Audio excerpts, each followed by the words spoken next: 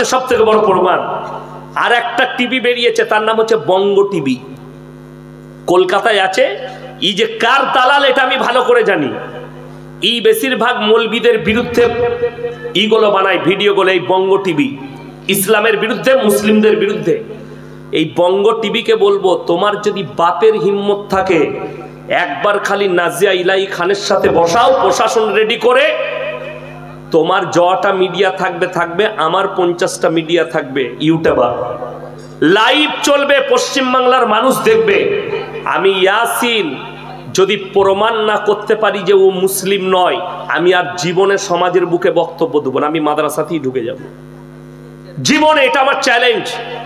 ইয়ে মুসলিম নয়, তসলিমা নাসরিন মুসলিম নয়, প্রমাণ করিয়ে দেবো আমি যদি আমার সাথে বসে। যে মন যাবে, যে সে मीडिया सामने ऐसे बोलचे मैं मुस्लिम धर्म से नाता जोड़ता हूं, मैं मुसलमान हूं, और हकीकत में वो हराम के औलाद है। একটা মেয়ে सुबुई खान मीडिया सामने बोलचे मैं भी मुसलमान हूं लेकिन मैं हिंदू लड़का से निकाह किया, शादी किया।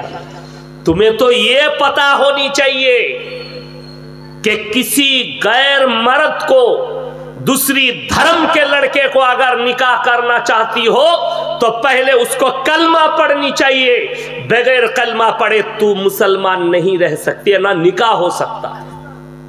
গোটা পৃথিবীর মৌলবি যদি নিকাহ পড়ায়, সেই ছেলে যদি ইসলাম কবুল না করে, আল্লাহর কসম নিকাহ হবে না। কোন মুফতি যদি এখানে ফতোয়া দেয়, আমি আর জীবনে বক্তব্য দেব না, সেই নিকাহটাই হবে না। আজকে বড় কষ্ট লাগে, কিছু মুসলিমদের ছেলে অমুসলিমদের মেয়েকে বিয়ে করেছে, বিয়ে করে বলছে সে তার ধর্ম পালন করে, আমি আমার ধর্ম পালন করি। হারামখোর যতগুলো বাচ্চা পয়দা হবে হারাম আওলাদ হবে। যতদিন তার সঙ্গে তুমি শুবে জিনা করা হবে, বলাৎকার করা হবে ইসলামী শরীয়তে, যতক্ষণ পর্যন্ত মেয়েটা কালমা না পড়ছে তোমার জন্য হালাল বৈধ হবে না। এটা ইসলামী শরীয়ত। ইসলামটা কারো বাপের ঘরের নয়, কারোর জায়গির নয়। দাঁড়িয়ে মিডিয়ার সামনে বলবেন, আপনি রাস্তায় দাঁড়িয়ে বলছেন মুসলমান।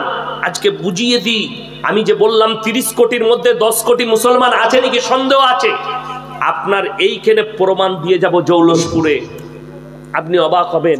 এটা মাদ্রাসা জলসা, মাথায় পাগড়ি পরে হাফিজে কোরআনরা বসে আছে, ইউটিউবে রেকর্ডিং চলছে, গোটা পশ্চিম বাংলা দেখবে যে এই 5টা 6টা ছেলের মাথায় আল্লাহ এদের সিনেতে 30 পারা কোরআনকে গেঁথেছে। জোরে বলুন সুবহানাল্লাহ।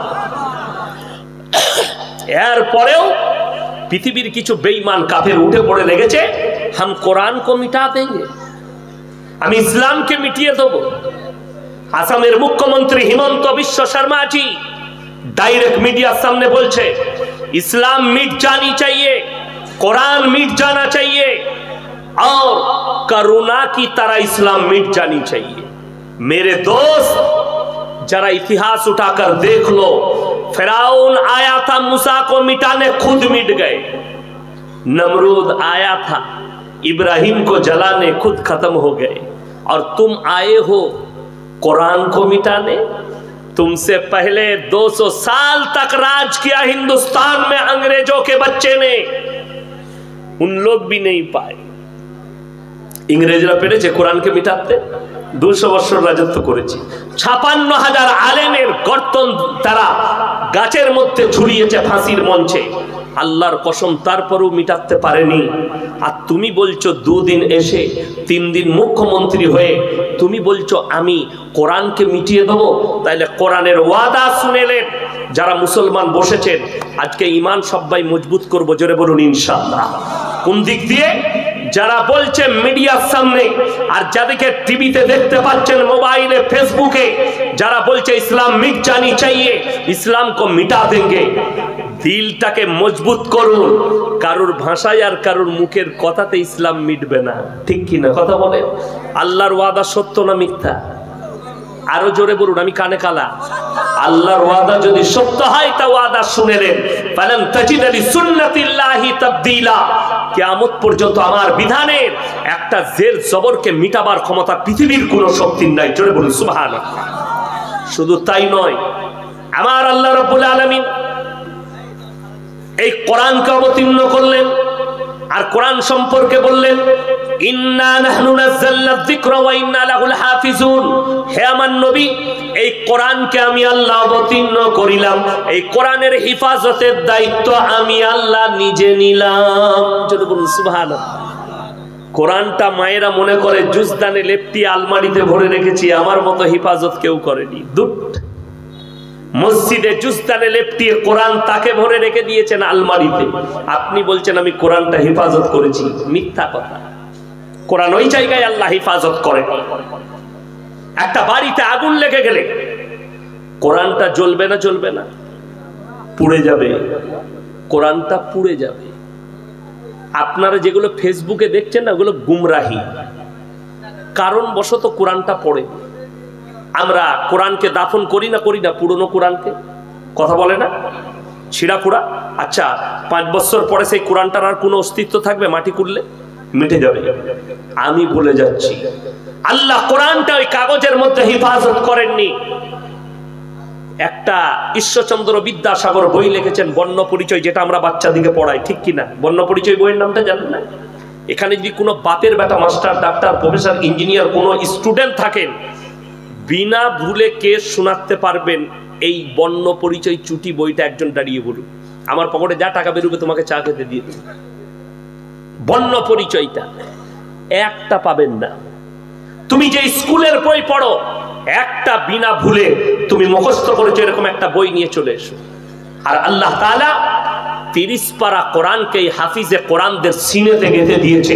গোটা পৃথিবীর সব কোরআনকে জ্বালিয়ে দাও, একটা যদি হাফিজে কোরআন জিন্দা থাকে, আল্লাহর কসম আবার 100 কোটি কোরআন ছেপে চলে আসবে। জোরে বলুন সুবহানাল্লাহ। আচ্ছা, কোরআন মিটে যাবে, এই সিনেগুলো মিটবে? জোরে বলুন না সুবহানাল্লাহ। এরা মৃত্যু হবে, মৃত্যুর পরে আবার আল্লাহ আমাদেরকে তুলবেন না? তুলবেন না। হাফিজে কোরআন দিকে গোটা পৃথিবীর মানুষকে যখন তুলবে, নিশ্চয়ই হাফিজে কোরআন দিকেও তোলা হবে। আর এই হাফিজে কোরআনরা সিনের মধ্যে 30 পারা কোরআন নিয়ে কিয়ামতের ময়দানে দাঁড়াবেন, আল্লাহ এদিকে আলাদা ইজ্জত দিবেন। জোরে বলুন সুবহানাল্লাহ। চলুন, তাইলে যে স্বপ্ন দেখছে সে ভুয়ো স্বপ্ন দেখছে যে কোরআনকে মিটিয়ে দেব। যারা বলছে ইসলাম মিটে যাবে, তাদেরকে বলি, অনুরোধ করে বলছি, কমপক্ষে ভারতের ইতিহাস খুলে দেখে নাও। বেশি দূরে নিয়ে যাব না। এই সালটা কত চলছে? 2024, 2015, 2015 থেকে 2021। অ্যাঙ্কারের নাম হচ্ছে সুধীর চৌধুরী, চ্যানেলের নাম হচ্ছে আজ তাক। সে একটা সমীক্ষা বার করেছে। একজন বাবাকে ডেকেছে, বাবার নাম হচ্ছে ধীরেন্দ্র শাস্ত্রী, বাগেশ্বর ধাম বাবা। বাবা बैठ जाइए। বাবা একদিকে বসে আছে, সে একদিকে চেয়ারে, এরকম চেয়ারে বসে আছে, বাবাও একদিকে বসে আছে। বাবা, आपको हिंदुस्तान का एक आंकड़ा सुनाऊंगा। कौन से आंकड़ा? सुन लीजिए। অন্যান্য ধর্ম থেকে ভারতে এই 6 বছর 2015 থেকে 21 পর্যন্ত কতগুলো মানুষ ইসলাম কবুল করেছে, আর অন্যান্য ধর্ম থেকে কতগুলো মানুষ সনাতন ধর্ম কবুল করেছে। বাবার কাছে যখন কাগজটা শোনানো হলো, এই 6 বছরের ভেতরে অন্যান্য ধর্ম থেকে 13 লাখ মানুষ হিন্দুস্তানে ইসলাম কবুল করেছে। জোরে একবার বলুন সুবহানাল্লাহ। 13 লাখ। আর অন্যান্য ধর্ম থেকে বাবা মাত্র 30,000 লোক সনাতন ধর্ম কবুল করেছে। বাবা, इसका अंतर कितना है? अंतर মানে হচ্ছে এর পার্থক্য কতটা। বাবা বললে আসমান আর জমিন কা ফারাক है। বাস্তব কথা, আসমান আর জমিনের ফরক। ভেবে দেখুন, যারা বলছে ইসলামকে মিটিয়ে দেব, তাহলে নিশ্চয় ইসলাম কবুল করার দলটা একটু কম হতো, ঠিক কিনা? কথা বলেন। কেউ বলতে পারবেন এদের গলায় কে তলোয়ার লাগিয়েছে? এদের কাছে কে চোর জবরদস্তি বলেছে কালমা পড়ো? বড় কষ্ট লাগে। আমাদের দেশে কিছু গোবরখোর আর মুতখোর আছে, তাদের ব্রেনকে ওয়াশ করা হচ্ছে। हिंदुस्तान में हिंदू खतरे में है। बड़ी दुख की बात है, प्रधानमंत्री जी हिंदू है, गृह मंत्री हिंदू है, सारे के सारे चीफ मिनिस्टर हिंदुस्तान का हिंदू है, सारे मंत्री हिंदू है, फिर भी अगर हिंदू खतरे में है तो उससे अच्छा किसी मुसलमान को प्रधानमंत्री बना दो, कम से कम मुसलमान तो खतरे में आ जाए। কথা বুঝতে পেরেছেন? সব যদি হিন্দু হওয়ার পরে হিন্দু ভাইরা খাতরাই থাকে, তাহলে কোন মুসলমানকে প্রধানমন্ত্রী করে দাও, কমপক্ষে মুসলমানরা একটু খাতরাই চলে আসুক। বড় কষ্ট লাগে। গুমরা 800 বছর রাজত্ব করেছে হিন্দুস্তানের মাটিতে মোগল সাম্রাজ্য, তখন হিন্দু খাতরাই থাকেনি। 200 বছর রাজত্ব করেছে ইংরেজের বাচ্চারা, তখন হিন্দু ভাইরা খাতরাই থাকেনি। আর এরা 15 বছর রাজত্ব না করতে করতে বলছে हिंदू खतरे में आ गया। बात तो वो नहीं है, बात है जो ये कह रहा है वो या तो गबरखोर और मूतखोर है। अगर दूध पीने वाला होते तो ये बात नहीं कहता। ये मेरी दुख की बात है, बड़ो कष्ट लगे। बोलছে ये मौलवी लोग तो गोश्तखोर है, गोश्त खाता है। ये अल्लाह का कृपा है कि हम गोश्तखोर मौलवी है।